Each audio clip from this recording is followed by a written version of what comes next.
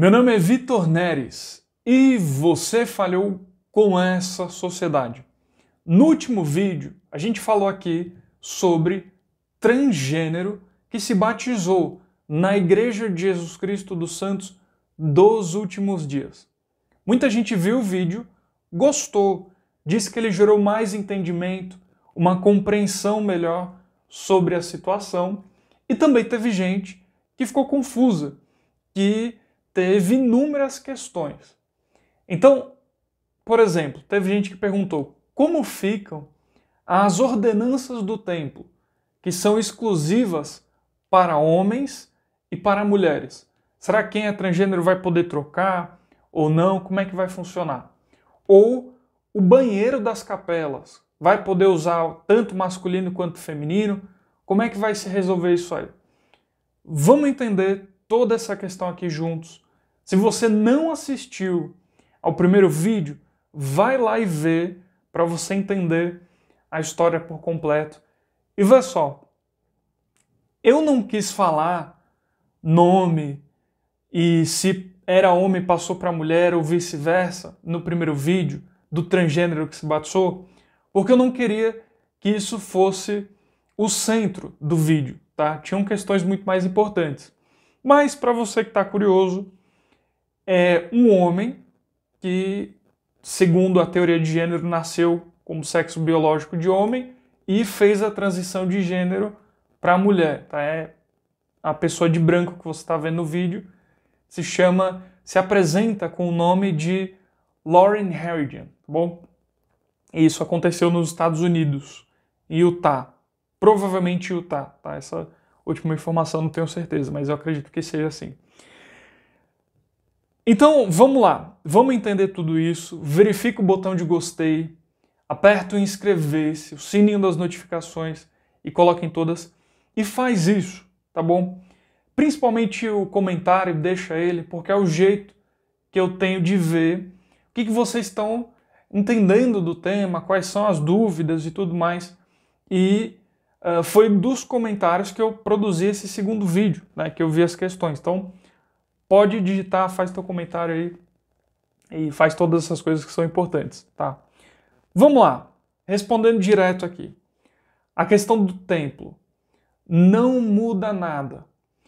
O que vale no templo, nas ordenanças que são exclusivas para homens e exclusivas para mulheres, sempre o que vai valer é o sexo biológico, tá?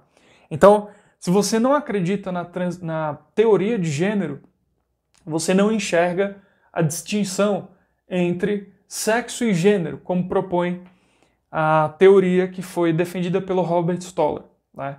Você acredita que é uma coisa só, tá? Então, e no templo, o que vale é o sexo biológico.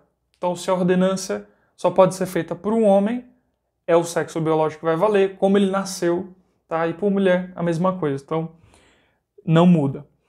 A questão do banheiro, como não é uma ordenança, é uma prática social que você tem, né, de ir no banheiro nos lugares, ela é um pouco diferente, a igreja entende diferente, tá? Ela entende que essa decisão pode ficar para os bispos, presidentes de estaca, em aconselhamento com a presidência da área. E isso vai ser decidido de acordo com o local, o país e tudo mais, tá? E então é isso. Essa seria o que a igreja fala, certo? De um jeito bem simples. O que eu penso sobre isso? A respeito dos banheiros, principalmente, né? Acho que a questão da ordenança não tem o que discutir. Mas sobre os banheiros. Eu acredito que uma vez que você tem a igreja já estabelecendo, principalmente nas ordenanças, de que o que vale é o sexo biológico, eu acredito que deveria ser a mesma coisa relacionado aos banheiros da igreja, tá? Eu acho que não precisaria ter essa confusão. Eu acho que isso geraria, se fosse diferente, geraria mais desentendimento, mais confusão e menos compreensão da questão, tá? Eu vejo dessa forma. E agora vê só, fazendo um parênteses aqui no vídeo. Discutir essas coisas, tudo isso, não tem nada a ver com o fato de que nós temos que enxergar todas as pessoas como filhos de Deus. Então, se tu é transgênero, se tu se vê como gay, é lésbica, ou qualquer parte da sigla LGBTQIA+, tu é bem-vindo aqui nesse canal. E Deus, ele tem todas as bênçãos disponíveis para você, certo? Ele te dá isso. Você pode alcançar todas as bênçãos assim como eu posso, como qualquer pessoa pode, certo? É isso. Tu é um filho de Deus, como todo ser humano é. E o mesmo valor que eu tenho, você tem, aos olhos de Deus. Não muda nada nesse sentido. Agora, vê só. A respeito da teoria de gênero, no primeiro vídeo, você vai observar que eu explico ela com calma, como ela se desenvolveu na história.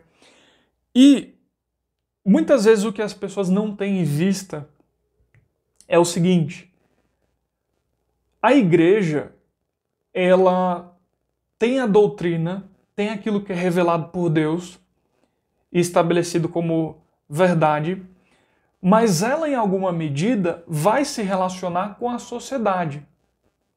E ao se relacionar com a sociedade, muitas vezes, ela vai fazer uso de termos da sociedade. Aquilo não precisa necessariamente ter saído da igreja, certo? Então, por exemplo, quando você vê lá o termo disforia de gênero no site da igreja, aquilo não foi uma coisa que saiu da igreja. Isso aparece e é atribuído a um sujeito chamado Harry Benjamin, né, que tem a escala de Benjamin nas questões transgênero. Então, essa relação ela existe. É importante que você enxergue isso, tá?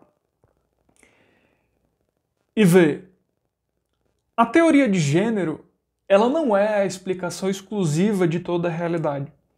Como eu falo no vídeo anterior a esse, ela é muito recente. Ela é extremamente recente.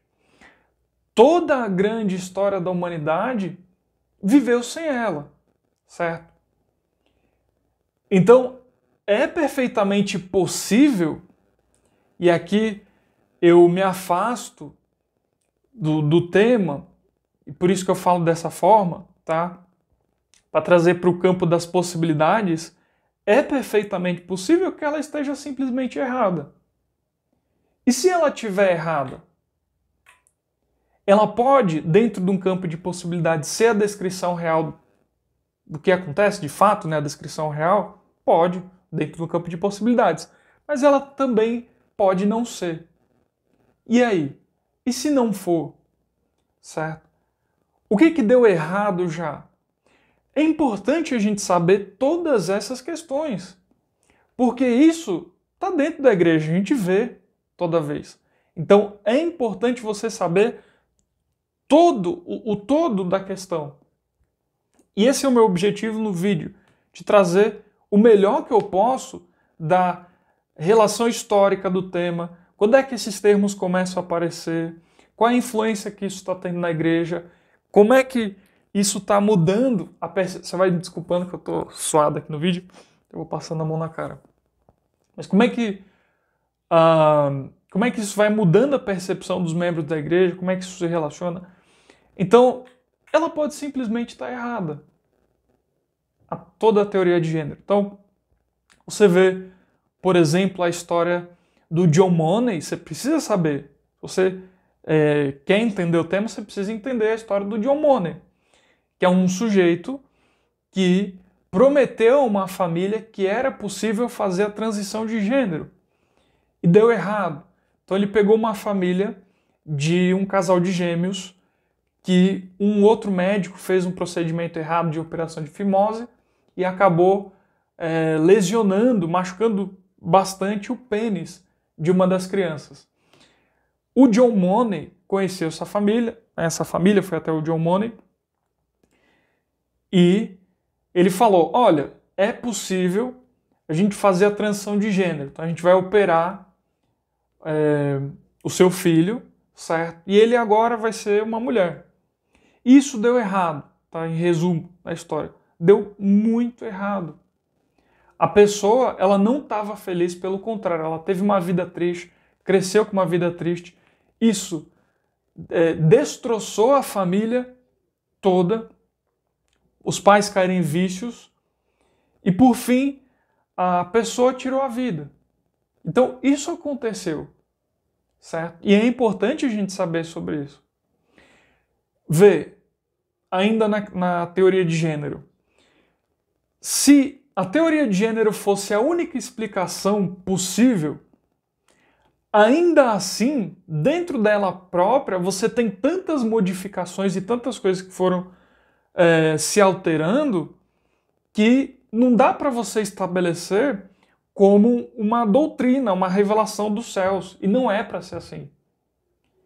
O que é de Deus, ele vem de uma forma que é imutável, diferente das coisas que são dos homens.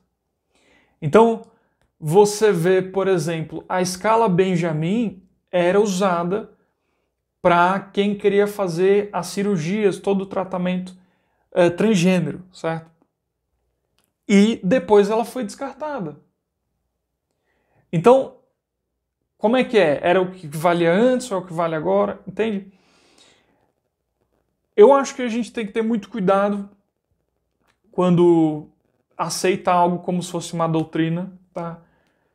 Isso, de fato, tem sido um tema que tem aparecido bastante na igreja.